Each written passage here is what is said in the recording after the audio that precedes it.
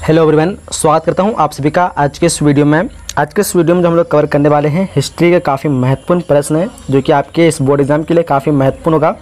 तो वीडियो को ध्यान से और अंत देखिए। मैं उम्मीद करता हूं ये वीडियो आपके लिए काफ़ी महत्वपूर्ण होगा। इस वीडियो का जो PDF अगर आप लोग लेना चाहते हैं या फिर ऑनलाइन टेस्ट देना चाहते हैं तो ये डिस्क्रिप्शन में लिंक रहेगा, वहाँ से आके इसका ऑनलाइन टेस्ट भी दे सकते हैं, साथ में PDF भी प्राप्त कर सकते हैं। और आपके जो भी सब्जेक्ट हो सकते हैं आपके सब्जेक्ट के हिसाब से इस वेबसाइट में आपके सभी सामान मिल जाएंगे।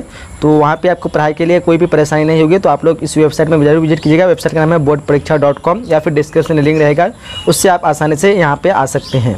तो देखिए क्वेश्चन क्या कह रहा है, देख पाएंगे। हड़प्पा टीले का उल्लेखन सर्वप्रथम 1826 ईस्वी में किसने किया? 4 ऑप्शन देख पा रहे हो यहाँ पे। 4 ऑप्शन में से राइट ऑप्शन की बात करेंगे तो क्या हो जाएगा? Right option. आपको यहाँ पे एक सुविधा मिलेगा, अगर आप लोग इस वेबसाइट में आते हैं तो यहाँ पे ऑप्शन दिए रहेंगे, साथ में नीचे में आपको आंसर का यहाँ पे जो लोगो देख पा रहे होंगे, यहाँ पे आप लोग इसमें क्लिक करने के बाद आपको आंसर मिल जाएगा। क्या इसका आंसर होगा? 4 ऑप्शन देख पा रहे हो यहाँ पे। आंसर में हम क्लिक करेंगे तो क्या हो जाएगा? चार्ल्स मैसन, यानी ऑप्शन नंबर इस क्वेश्चन का ए हो जाएगा, चार्ल्स मैसन। चलिए आगे बढ़ते हैं। आगे जो अगला नेक्स्ट क्वेश्चन है कि मोहनजोदड़ो की खोज 1922 ईस्वी में किसने की?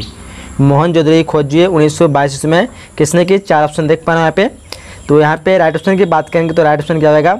देख पा रहे होंगे राखालदास बनर्जी। किसने की थी? तो राखालदास बनर्जी। कब? 1922 ईस्वी को। चलिए आगे बढ़ते हैं।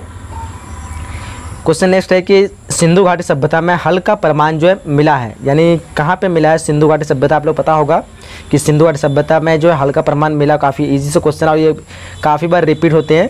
हड़प्पा, मोहनजोदड़ो, रोपर या फिर कालीबंगान। तो राइट ऑप्शन क्या होगा इसका? राइट ऑप्शन हो जाएगा कालीबंगान। क्या होगा? Option number D. चलिए आगे बढ़ते हैं। अगला क्वेश्चन है कि हड़प्पा सभ्यता में प्राप्त अवतल चक्की पर किस पुराविद ने प्रकाश डाला? हड़प्पा सभ्यता में प्राप्त अवतल चक्की पर किस पुराविद ने प्रकाश डाला? तो यहाँ पे ऑप्शन आप लोग जैसे कि देख पा रहे होंगे 4 नाम दिए गए हैं। तो राइट ऑप्शन क्या होगा? राइट ऑप्शन की बात करेंगे तो हो जाएगा अर्नेस्ट मैके। क्या हो जाएगा? ऑप्शन नंबर यहाँ पे बी हो जाएगा, अर्नेस्ट मैके। चलिए आगे बढ़ते हैं। इसी तरह नेक्स्ट क्वेश्चन क्या कह रहा है? अगला क्वेश्चन है कि सिंधु घाटी के निवासी को किस धातु का ज्ञान नहीं था? ये काफ़ी इजी क्वेश्चन है और साथ में ये जो कई बार रिपीट होते हैं, लगभग हर साल ये क्वेश्चन आपको पूछे जाते हैं, तो काफ़ी इंपॉर्टेंट भी आप मान सकते हैं इस क्वेश्चन को। तो ये 4 ऑप्शन यहाँ पे देख पा होंगे। 4 ऑप्शन में से राइट ऑप्शन क्या होगा? तो देखिए यहाँ पे आंसर में क्लिक करेंगे तो आंसर दिखा देगा लोहा। कौन ऑप्शन हो गया राइट ऑप्शन? ऑप्शन नंबर यहाँ पे सी हो जाएगा, लोहा। चलिए आगे क्वेश्चन नंबर नेक्स्ट क्वेश्चन कर रहा है कि मोहनजोदड़ो जो है किस भाषा का शब्द है? मोहनजोदड़ो किस भाषा का शब्द है? ऑप्शन को आप लोग ध्यान से देख लीजिए। यहाँ पे हिंदी है, सिंधी है, उर्दू, फारसी। ये भी काफ़ी इंपॉर्टेंट क्वेश्चन है, ये अगली बार पूछा गया था। तो राइट ऑप्शन क्या होगा? राइट ऑप्शन की बात करेंगे तो ऑप्शन नंबर यहाँ पे क्या हो जाएगा? सिंधी हो जाएगा, यानी बी हो जाएगा। क्या होगा? Option number B. मोहनजोदड़ो किस भाषा का शब्द है? तो सिंधी। चलिए आगे बढ़ते हैं। क्वेश्चन क्या करा है कि कालीबंगान स्थित है, यानी कालीबंगान जो स्थित है वो कहाँ पे स्थित है? देखिए ध्यान से ऑप्शन को आप लोग। क्या क्या ऑप्शन दिया हुआ है? सिंधु है, बंगाल, सिंधु में है, बंगाल में, उत्तर प्रदेश में या फिर राजस्थान में। तो ये भी काफ़ी इजी क्वेश्चन, काफ़ी बार ये भी रिपीट होता है। तो राइट ऑप्शन क्या होगा? राजस्थान, यानी ऑप्शन में इस क्वेश्चन का डी हो जाएगा। क्या होगा? Option number D. चला आगे बढ़ते हैं। क्वेश्चन नंबर अगला क्या करा है? नेक्स्ट क्वेश्चन की राय बहादुर दायम साहनी ने कहाँ उत्खनन करवाया था? ये काफ़ी जितने भी क्वेश्चन मैं लिया हूँ काफ़ी इंपॉर्टेंट क्वेश्चन है। ये हर बार ये आपको बोर्ड एग्जाम में पूछाते हैं, हर बार यानी एक अलग से पूछाते हैं। जैसे जितना मैं यहाँ पे अगर मान लो 30 क्वेश्चन कवर कर रहे हैं तो इसमें से आपको टोटल 5 या 6 क्वेश्चन हर ईयर मतलब प्रत्येक साल आपको देखने को जरूर मिलेगा। आप यहाँ से इसको कर लीजिए, नोट कर लीजिए और देखिएगा आप जितना भी क्वेश्चन पिछले 10 साल का क्वेश्चन में उठा के देखिए, हर साल जो है 10 से क्या कहते हैं इसमें से 5 से 6 क्वेश्चन आपको जरूर देखने को मिलेंगे, जितना मैं क्वेश्चन इसमें कवर करने वाला हूँ इस वीडियो में। तो आप लोग इसको अच्छी तरह से एक बार रिपीट कर लीजिए, दोबारा वीडियो को देख लीजिए, या फिर आप लोग इस वेबसाइट में आकर के टेस्ट भी लगा सकते हैं। इसमें यहाँ पहले वीडियो आप लोग देख लीजिए, फिर जाके आप देखिए कि कितना आप सही बना पा रहे हैं। क्वेश्चन क्या कह रहा है कि निम्नलिखित हिंदू देवताओं में से कौन जो है सैंधव सभ्यता का प्रमुख देवता है? ऑप्शन को आप लोग ध्यान से देखिए। यहाँ पे क्या हो जाएगा? 4 ऑप्शन में से राइट ऑप्शन की बात करेंगे तो राइट ऑप्शन हो जाएगा ऑप्शन शिव। क्या हो जाएगा? ऑप्शन नंबर बी, यानी शिव। चलिए आगे बढ़ते हैं। क्वेश्चन क्या कह रहा है कि सिंधु घाटी सभ्यता किसके महाकालीन नहीं मानी जाती, यानी कौन से किसके यानी महाकालीन नहीं मानी जाती है? ऑप्शन को आप लोग एक बार ध्यान से देख लीजिए। यहाँ पे तो 4 ऑप्शन दिया हुआ है, आंसर देखेंगे क्या हो जाएगा आंसर इसका? क्रीट की सभ्यता। ऑप्शन नंबर डी हो जाएगा, यानी क्रीट की सभ्यता। चलिए आगे बढ़ते हैं।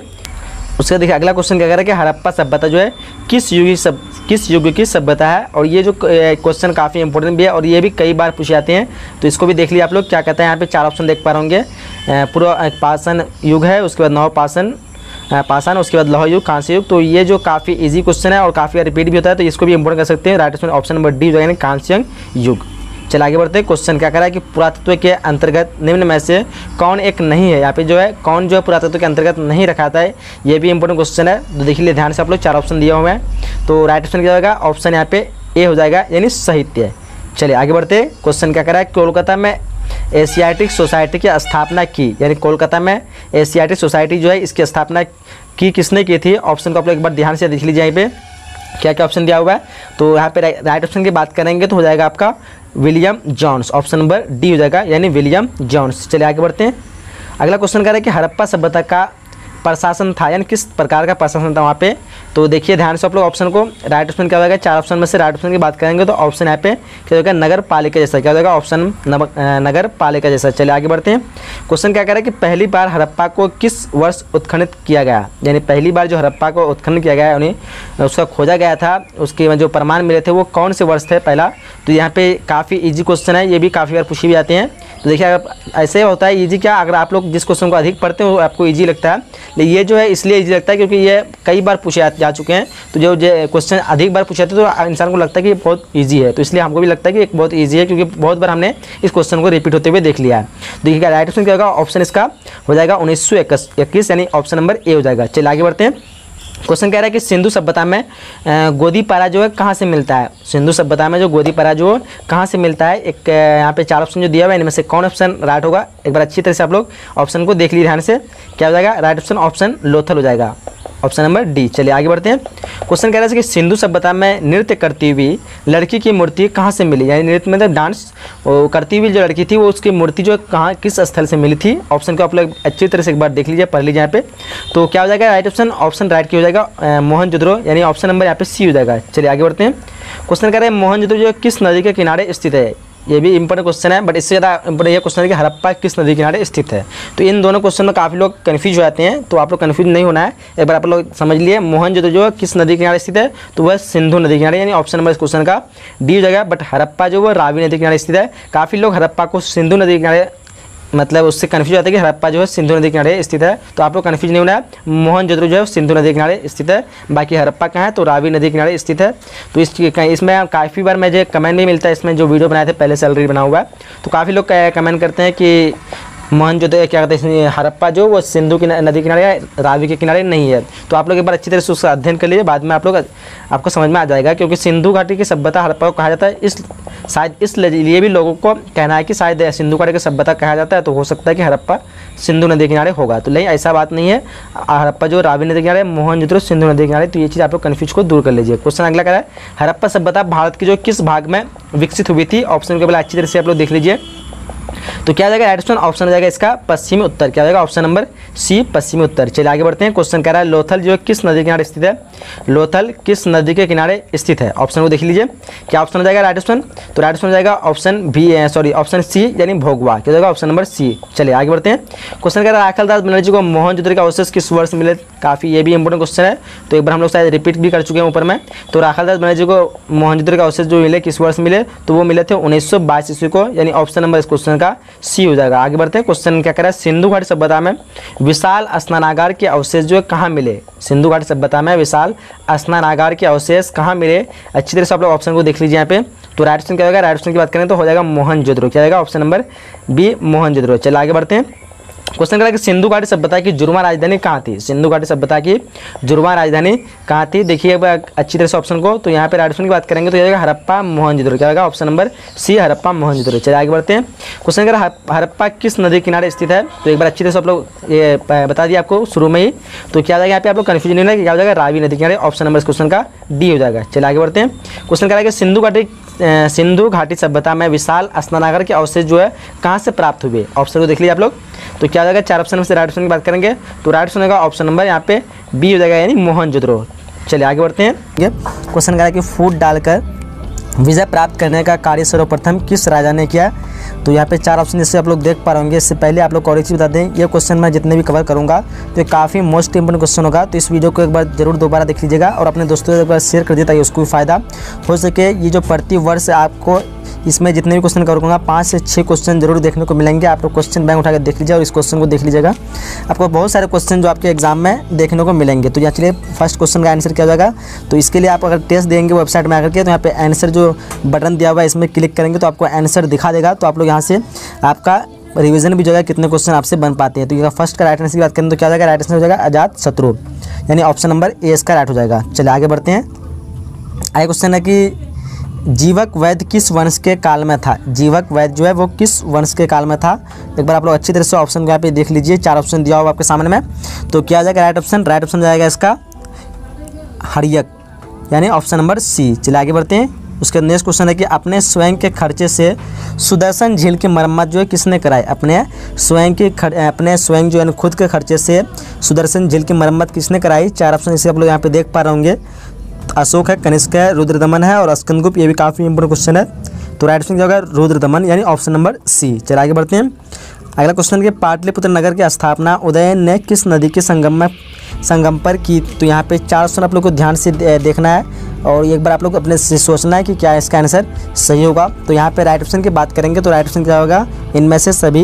ये भी काफ़ी इंपोर्टेंट क्वेश्चन है, काफ़ी ये भी पूछा गया है। अगला क्वेश्चन है कि समस्त भारत ही नहीं एशिया एवं यूरोप में सर्वप्रथम हुनों को परास्त करने का श्रेय, परास्त यानी हराने का श्रेय जो है किसको दिया जाता है। एक बार आप लोग अच्छी तरह से यहाँ पे ऑप्शन नीचे देख लीजिए। अशोक है, स्कंदगुप्त है, समुद्रगुप्त और नेपोलियन। राइट आंसर की बात करेंगे तो क्या हो जाएगा, स्कंदगुप्त। आगे बढ़ते हैं। अगला क्वेश्चन है कि यूरोप का समुद्रगुप्त कौन था। यूरोप का समुद्रगुप्त कौन था। एक बार ऑप्शन को आप लोग देख लीजिए यहाँ पे, हिटलर है, नेपोलियन, बिस्मार्क या फिर मोसोनी। अगर आप लोग को आता है तो आप लोग कमेंट कर सकते हैं। तो यहाँ पे राइट ऑप्शन की बात करेंगे तो राइट ऑप्शन क्या हो जाएगा इसका, नेपोलियन। चलिए आगे बढ़ते हैं। अगला क्वेश्चन है कि किसके अभिलेख में भूमिदान का उल्लेख मिलता है। किसके अभिलेख में भूमिदान का उल्लेख मिलता है। ऑप्शन को आप लोग देख लीजिए यहाँ पे, राइट ऑप्शन क्या होगा, 4 ऑप्शन के में से राइट ऑप्शन हो जाएगा ऑप्शन नंबर सी, यानी प्रभावती गुप्त। चलिए आगे बढ़ते हैं। अगला क्वेश्चन करा है कि भूमि अनुदान से संबंधित प्रथम अभिलेखीय प्रमाण किसका है। भूमि अनुदान से संबंधित प्रथम अभिलेखीय प्रमाण किसका है। ऑप्शन को देखिए, मौर्य काल, सातवाहन काल, शुंग काल या फिर गुप्त काल। तो क्या हो जाएगा राइट ऑप्शन, चारों में से राइट ऑप्शन की बात करेंगे तो ऑप्शन हो जाएगा सातवाहन काल। चलिए आगे बढ़ते हैं। क्वेश्चन करा है कि 510 ईस्वी में सती प्रथा के साक्ष्य वाला प्रथम अभिलेख कहाँ मिला। काफ़ी मोस्ट इंपोर्टेंट क्वेश्चन है, ये भी आप लोग इसको याद रखना है। ऑप्शन जैसे आप लोग देख पा रहे होंगे यहाँ पे, एरन सागर है और गुर्जरा और मस्की जूनागढ़। तो यहाँ पे right option option number A हो जाएगा, यानी एरन सागर। चलिए आगे बढ़ते हैं। अगला क्वेश्चन है किस शिलालेख से अशोक द्वारा कलिंग विजय का पता चलता है। ये भी काफ़ी मोस्ट इंपोर्टेंट क्वेश्चन है। किस शिलालेख से अशोक द्वारा कलिंग विजय का मतलब विजय की जानकारी मिलती है। देखिए ऑप्शन को, प्रथम, 5वें, 10वें, 13वें। तो राइट ऑप्शन हो जाएगा ऑप्शन नंबर डी, यानी 13वें। चलिए आगे बढ़ते हैं। आगे क्वेश्चन करा है कि किस विद्वान ने मात्र अभिलेखों के आधार पर अशोक का इतिहास लिखने का श्लाघ्य प्रयास किया। ऑप्शन को एक बार अच्छे से आप लोग यहाँ पे पढ़ लीजिए। 4 ऑप्शन जैसे आप लोग देख पा रहे होंगे। तो यहाँ पे राइट ऑप्शन हम लोग देखेंगे तो राइट ऑप्शन क्या होगा इसका, देवत राम कृष्ण भंडारक। चलिए आगे बढ़ते हैं। क्वेश्चन करा है कि मौर्य काल का निम्न में से कौन सा सर्वाधिक महत्वपूर्ण नमूना है। इनमें से जो कौन है मौर्य काल का सर्वाधिक महत्वपूर्ण नमूना है। देखिए ऑप्शन को आप लोग, तो राइट ऑप्शन क्या जाएगा, चारों में से राइट ऑप्शन हो जाएगा ऑप्शन स्तंभ, यानी ऑप्शन डी इसका राइट हो जाएगा। चलिए नेक्स्ट क्वेश्चन करा है इंडिका की रचना किसने की। ये भी काफ़ी मोस्ट इंपोर्टेंट क्वेश्चन है, ये भी काफ़ी बार पूछे गए हैं। तो यहाँ पे देखिए ऑप्शन को आप लोग, कैटरीन, मेगास्थनीज, अल्बरूनी या फिर इत्सिंग। तो यहाँ पे राइट ऑप्शन की बात करें इंडिका, तो इंडिका की रचना की थी मेगास्थनीज, यानी ऑप्शन नंबर इस क्वेश्चन का बी हो जाएगा। चलिए आगे बढ़ते हैं। नेक्स्ट क्वेश्चन करा है कि प्रयाग परिस्थिति की रचना किसने की। प्रयाग परिस्थिति की रचना जो है किसने की। ऑप्शन को देखिए, कालिदास है, वानभट्ट, हरिसेन, पतंजलि। तो यहाँ पे चारों में से राइट ऑप्शन, ये भी काफ़ी इंपोर्टेंट क्वेश्चन है। तो आप लोग इस जितने भी मैं क्वेश्चन को इंपोर्टेंट बताऊँ तो आप लोग उसको अच्छी तरह से ध्यान से देख लीजिएगा। तो यहाँ पे राइट ऑप्शन की बात करेंगे तो क्या होगा, हरिसेन। ऑप्शन इसका क्या हो जाएगा, सी हो जाएगा। चलिए आगे बढ़ते हैं। नेक्स्ट क्वेश्चन करेंगे गुप्त के काल में कौन चीनी यात्री भारत आया। गुप्त के काल में कौन चीनी यात्री भारत आया। ऑप्शन को पहले अच्छी तरह से देख लीजिए आप लोग यहाँ पे। तो यहाँ पे राइट ऑप्शन की बात करेंगे तो राइट ऑप्शन क्या हो जाएगा, राइट ऑप्शन हो जाएगा इसका फहयान, यानी ऑप्शन नंबर बी हो जाएगा। चलिए आगे बढ़ते हैं। आगे नेक्स्ट क्वेश्चन हम लोग का कह रहा है कि भारतीय इतिहास का कौन सा काल स्वर्ण काल के नाम से जाना जाता है। भारतीय इतिहास का कौन सा काल स्वर्ण काल के नाम से जाना जाता है। देखिए 4 ऑप्शन यहाँ पे दिया हुआ है, चारों में से राइट ऑप्शन की बात करेंगे तो राइट ऑप्शन क्या होगा, ऑप्शन आएगा गुप्त काल, यानी इस क्वेश्चन का राइट ऑप्शन बी हो जाएगा, यानी गुप्त काल। चलिए आगे बढ़ते हैं। क्वेश्चन करा कि अशोक किस वंश का शासक था। अशोक जो है किस वंश का शासक था। देखिए ऑप्शन को ध्यान से आप लोग, तो यहाँ पे राइट ऑप्शन की बात करेंगे तो क्या होगा, मौर्य वंश, यानी ऑप्शन नंबर इस क्वेश्चन का क्या हो जाएगा, बी हो जाएगा, यानी मौर्य वंश। चलिए आगे बढ़ते हैं। नेक्स्ट क्वेश्चन कह रहा है कि कौटिल्य की कीर्ति है, यानी कौटिल्य जो है उसकी कीर्ति क्या है। ऑप्शन को आप लोग देख लीजिए अच्छी तरह से यहाँ पे। तो यहाँ पे राइट ऑप्शन की बात करेंगे तो राइट ऑप्शन क्या होगा, 4 में से राइट ऑप्शन हो जाएगा अर्थशास्त्र, यानी ऑप्शन नंबर इस क्वेश्चन का बी हो जाएगा। चलिए आगे बढ़ते हैं। क्वेश्चन कह रहा है समुद्रगुप्त की जानकारी होती है, यानी किस चीज़ से होती है समुद्रगुप्त की जानकारी। ऑप्शन यहाँ पे 4 जैसे आप लोग देख पा रहे होंगे। तो यहाँ पे चारों में से क्या हो जाएगा राइट ऑप्शन, प्रयाग परिस्थिति, यानी ऑप्शन इस क्वेश्चन का बी हो जाएगा। चलिए नेक्स्ट क्वेश्चन कह रहा है कि पाटलिपुत्र की स्थापना किसने की। काफ़ी इंपोर्टेंट ये भी क्वेश्चन है, पाटलिपुत्र की स्थापना किसने की, या काफ़ी बार रिपीट हुए हैं। तो राइट ऑप्शन क्या होगा, चारों में से राइट ऑप्शन की बात करेंगे तो हो जाएगा उदयन, ऑप्शन नंबर बी। चलिए नेक्स्ट क्वेश्चन क्या कह रहा है, नवरत्न किस शासक के दरबार में रहते थे। नवरत्न जो है वो किस शासक के दरबार में रहते थे। ऑप्शन को आप लोग यहाँ पे नीचे में देख लीजिए अच्छी तरह से। कह रहा है कि अशोक, कनिष्क, समुद्रगुप्त या फिर चंद्रगुप्त, विक्रमादित्य। तो यहाँ पे राइट ऑप्शन क्या होगा, चारों में से राइट ऑप्शन की बात करेंगे तो हो जाएगा चंद्रगुप्त, विक्रमादित्य। चलिए आगे बढ़ते हैं। क्वेश्चन कह रहा है कि अभिज्ञान शकुंतलम के रचनाकार है, अभिज्ञान शकुंतलम के रचनाकार इनमें से कौन है। ऑप्शन को आप लोग अच्छी तरह से देख लीजिए यहाँ पे। तो चारों में से राइट ऑप्शन की बात करेंगे तो क्या हो जाएगा, राइट ऑप्शन यहाँ पे हो जाएगा कालिदास, यानी ऑप्शन नंबर इस क्वेश्चन का क्या हो जाएगा, ए हो जाएगा। चलिए आगे बढ़ते हैं। क्वेश्चन कह रहा है प्रयाग परिस्थिति के संबंध जो है किस गुप्त शासक से है। प्रयाग परिस्थिति का संबंध किस गुप्त शासक से है। ऑप्शन को देख लीजिए आप लोग यहाँ पे। तो 4 में से राइट ऑप्शन की बात करेंगे तो क्या हो जाएगा, राइट ऑप्शन इसका हो जाएगा समुद्रगुप्त, यानी ऑप्शन नंबर इस क्वेश्चन का बी हो जाएगा। चलिए आगे बढ़ते हैं। नेक्स्ट क्वेश्चन क्या कह रहा है कि प्राचीन भारत में अभिलेख की शुरुआत जो है किस शासक ने की। प्राचीन भारत में अभिलेख की शुरुआत किस शासक ने की, यह भी काफ़ी इंपोर्टेंट क्वेश्चन है। ऑप्शन को आप लोग देख लीजिए यहाँ पे। तो यहाँ पे राइट ऑप्शन क्या होगा, राइट ऑप्शन इसका अशोक, यानी ऑप्शन नंबर बी हो जाएगा। नेक्स्ट क्वेश्चन कह रहा है कि किस शासक को प्रियदर्शी कहा गया है। यह भी मोस्ट इंपोर्टेंट क्वेश्चन है, किस शासक को प्रियदर्शी कहा गया है। ऑप्शन को आप लोग अच्छी तरह से यहाँ पे देख लीजिए। तो राइट ऑप्शन क्या होगा इसका, अशोक हो जाएगा, ऑप्शन नंबर ए। काफ़ी इजी भी क्वेश्चन है। चलिए अगला क्वेश्चन करते हैं, मौर्य काल के टकसोल का प्रधान कौन था। ये भी इंपोर्टेंट क्वेश्चन है, मौर्य काल के टकसोल का प्रधान कौन था। ऑप्शन को देखिए यहाँ पे। तो यहाँ पे 4 ऑप्शन जैसे आप लोग देख पा रहे होंगे। तो राइट ऑप्शन क्या होगा, लक्षणाध्यक्ष, यानी ऑप्शन नंबर इस क्वेश्चन का डी हो जाएगा। चलिए नेक्स्ट क्वेश्चन की बढ़ते हैं। नेक्स्ट क्वेश्चन के पतंजलि के महाभाष्य से किसकी जानकारी मिलती है। पतंजलि के महाभाष्य से किसकी जानकारी मिलती है। ऑप्शन को आप लोग देख लीजिए यहाँ पे अच्छी तरह से। मौर्य काल की, गुप्त काल की, कुषाण काल की, या फिर इनमें से सभी क्या हो जाएगा इसका, मौर्य काल की। चलिए आगे बढ़ते हैं। नेक्स्ट क्वेश्चन करा कि धम्म महामात्रों को किसने नियुक्त किया। धम्म महामात्रों को किसने नियुक्त किया। ऑप्शन को आप लोग अच्छी तरह से देखिए यहाँ पे एक बार। तो राइट ऑप्शन क्या होगा, राइट ऑप्शन इसका हो जाएगा अशोक, यानी ऑप्शन नंबर बी हो जाएगा। चलिए आगे बढ़ते हैं। आगे नेक्स्ट क्वेश्चन करा है कि अर्थशास्त्र एवं इंडिका से किस राजवंश के बारे में जानकारी मिलती है। ये भी काफ़ी इंपोर्टेंट क्वेश्चन है।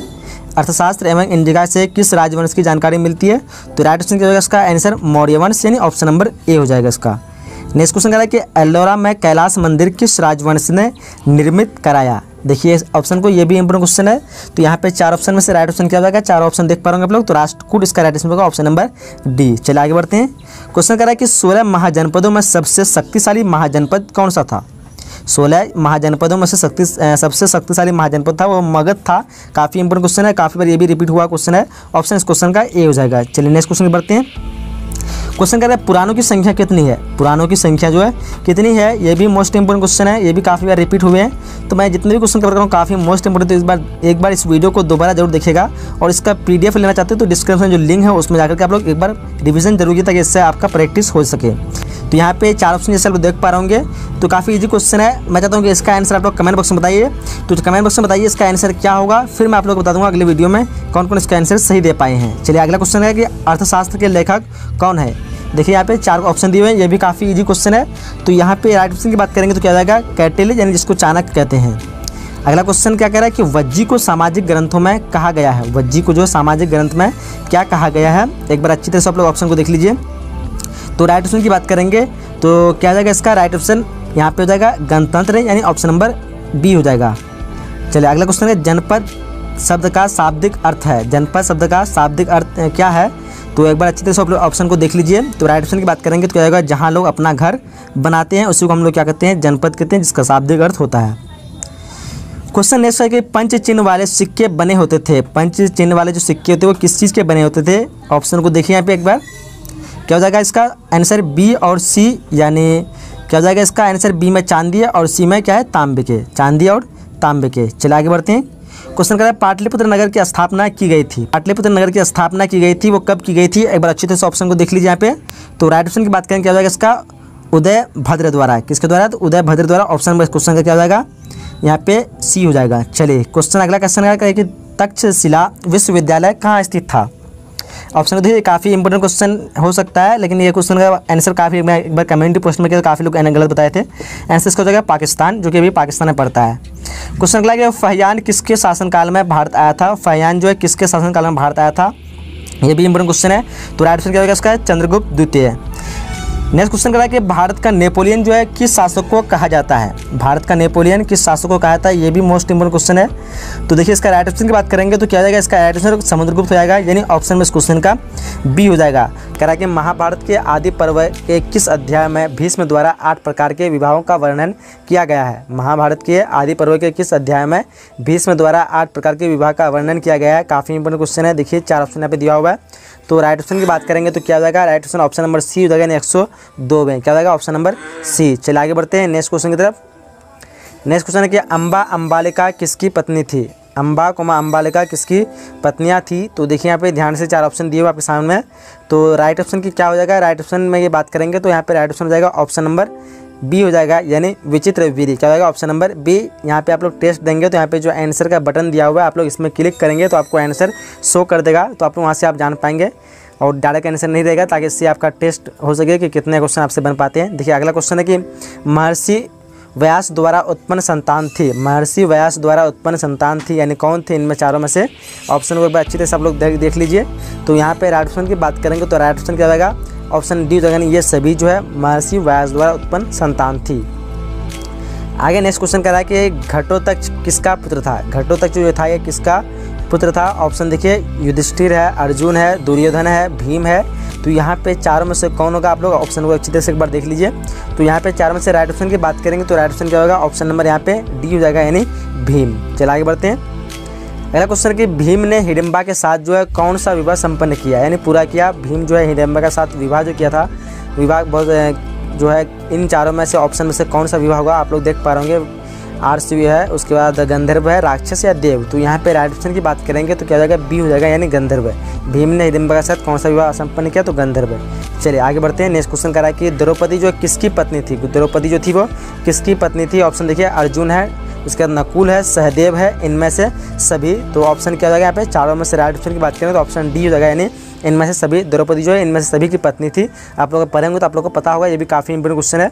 चलिए अगला क्वेश्चन करा कि श्रीमद् भगवत गीता के महत्व पर जो है किसने विचार व्यक्त किया। देखिए ध्यान से ऑप्शन को, श्रीमद् भगवत गीता के महत्व पर जो है किसने विचार व्यक्त किए। तो ऑप्शन यहाँ पे देखा दिया आपके सामने, महात्मा गांधी है, विवेकानंद है, बाल गंगाधर तिलक और इनमें सभी।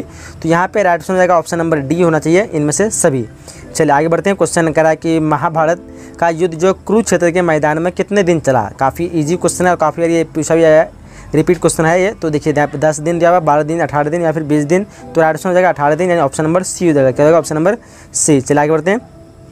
अगला क्वेश्चन क्या है कि गंगापुत्र जो है किससे कहा जाता था। गंगापुत्र जो है किसे कहा जाता था। ऑप्शन को एक बार अच्छी तरह से देख लीजिए ध्यान से।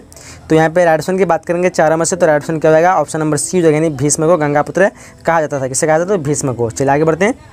क्वेश्चन कह रहा है कि ब्राह्मण वंशीय सातवाहन नरेश वरिष्ठ पुत्र सतकर्णी ने विवाह संबंध जो है किस वंश के साथ जोड़े। तो देखिए यहाँ पे ध्यान से ऑप्शन को दिया हुआ है, शक है, उसके बाद पहलू है, उसके बाद कुषाण और हून है। तो यहाँ पे क्या हो जाएगा, ऑप्शन नंबर ए हो जाएगा, यानी शक। चलिए आगे बढ़ते हैं। अगला क्वेश्चन कह रहा है कि महाभारत के किस पर्व में वर्ण व्यवस्था का उल्लेख मिलता है। ऑप्शन को देखिए ध्यान से, नीचे में दिया हुआ ऑप्शन क्वेश्चन है, महाभारत के किस पर्व में वर्ण व्यवस्था का उल्लेख मिलता है। देखिए यहाँ पे आदि पर्व है, भीष्म पर्व है, शांति पर्व है, इनमें से सभी है। तो यहाँ पे 4 ऑप्शन देख पा रहे होंगे। राइट ऑप्शन की बात करें तो क्या होगा, क्या होगा इस क्वेश्चन का राइट ऑप्शन क्या होगा, ऑप्शन नंबर सी, यानी शांति पर्व है। चलिए आगे बढ़ते हैं। क्वेश्चन कह रहा है कि ऋग्वेद के पुरुष संयुक्त में सर्वप्रथम किस वर्ण का उल्लेख मिलता है। ऋग्वेद के पुरुष सूक्त में, हाँ ऋग्वेद के पुरुष सूक्त में सर्वप्रथम किस वर्ण का उल्लेख मिलता है। ऑप्शन देखिए यहाँ पे दिया हुआ है, ब्राह्मण है, क्षत्रिय है, उसके बाद क्या कहते हैं वैश्य है, उसके बाद शूद्र है। तो यहाँ पे राइट ऑप्शन की बात करेंगे तो क्या हो जाएगा, ऑप्शन नंबर डी हो जाएगा, यानी शूद्र। चलिए आगे बढ़ते हैं। क्वेश्चन करा है कि चंदाल चंदाल और श्रीप्य माने जाते थे। जब भी वह नगर में जाते थे तो उन्हें लड़की की आवाज़ करके आना पड़ता था, ताकि लोग उन्हें देखने के देश देखने के दोष से बच सके, यह कथन किसका है? चंडाल जो है एक अश्लील माने जाते थे, ये शायद खतरनाक होंगे, जो कि आने से पहले वो लड़की की आवाज़ करते थे ताकि लोग सतर्क हो जाए और उसे देखने से बच जाए। तो ये कथन जो किसका था? ऑप्शन देखिए, 4 ऑप्शन दिया पे, तो राइट ऑप्शन होगा ऑप्शन नंबर ए यानी फाहियान। आगे क्वेश्चन कह रहा है कि दुर्योधन की माँ जो है कौन थी? दुर्योधन की माँ कौन थी? ऑप्शन को देखिए, गंधारी है, कुंती है, माद्री है, उसके बाद सत्यवती है। तो राइट ऑप्शन की बात करते हैं क्या हो जाएगा? ऑप्शन नंबर ए होगा गंधारी। चलिए नेक्स्ट क्वेश्चन कह रहा है कि निम्न में से किस प्रसिद्ध संत ने गीता की भक्ति टीका मराठी में लिखी? ऑप्शन को देखिए एक बार आप लोग अच्छी तरह से ऑप्शन को पढ़ लीजिए यहाँ पे। तो राइट ऑप्शन की बात करें क्या होगा? ऑप्शन नंबर डी हो जाएगा यानी मानेश्वर। अगला क्वेश्चन कह रहा है कि महाभारत की रचना जो किस भाषा में हुई? काफ़ी मोस्ट इंपोर्टेंट क्वेश्चन है, देखिए ध्यान से ऑप्शन को। महाभारत की रचना जो है किस भाषा में हुई? ऑप्शन को देख लीजिए अच्छी तरह से। तो राइट ऑप्शन की बात करें ऑप्शन नंबर ए हो जाएगा यानी संस्कृत। क्या हो जाएगा? Option number A. चलिए अगला क्वेश्चन कह रहा है महाभारत की रचना जो है किसने की? महाभारत की रचना, ये भी काफ़ी मोस्ट इंपोर्टेंट क्वेश्चन है। महाभारत की रचना किसने की? वाल्मीकि, मनु, उसके बाद दिया हुआ है याज्ञवल्क्य और वेद व्यास। तो यहाँ पे राइट ऑप्शन की बात करेंगे तो क्या होगा? ऑप्शन नंबर डी हो जाएगा यानी वेद व्यास। आगे नेक्स्ट जो क्वेश्चन करा कि मनुस्मृति में जो है कितने प्रकार के विवाह का उल्लेख किया गया है? मनुस्मृति में कितने प्रकार के विवाह का उल्लेख किया गया है? ऑप्शन को अच्छी तरह से देख लीजिए। तो यहाँ पे राइट ऑप्शन की बात करेंगे तो राइट ऑप्शन क्या हो जाएगा? ऑप्शन नंबर सी हो जाएगा यानी 8। क्या होगा? Option number C 8। तो यहाँ पे हम लोग जितने भी इंपॉर्टेंट क्वेश्चन हो सकते थे आपके लिए मैं कवर कर चुका हूँ। अगर आप लोग और भी इसी तरह का क्वेश्चन चाहते हैं तो आप लोग इस वेबसाइट में विजिट कीजिए। आप लोग जैसे वेबसाइट में आएंगे तो आपको यहाँ पे जब क्वेश्चन इसका खत्म हो जाएगा तो यहाँ पे देख पाएंगे नेक्स्ट चैप्टर जो लिखा हुआ है। इस नेक्स्ट चैप्टर में आप बटन में क्लिक करेंगे तो आपको नेक्स्ट जो कोई भी क्वेश्चन होगा इंपॉर्टेंट वो नेक्स्ट वाले लेवल में पहुंचा देगा, नेक्स्ट चैप्टर में पहुंचा देगा। इस वेबसाइट का नाम आप लोग यहाँ पे जैसे ऊपर में देख पा रहे होंगे दिया हुआ है boardpariksha.com। boardpariksha.com जैसे आप गूगल में लिखेंगे तो आपको इस वेबसाइट में पहुंचा देगा, या फिर आप क्या कहते हैं इस लिंक जो लिंक दिया हुआ है डिस्क्रिप्शन में यहाँ पे उससे भी जा सकते हैं।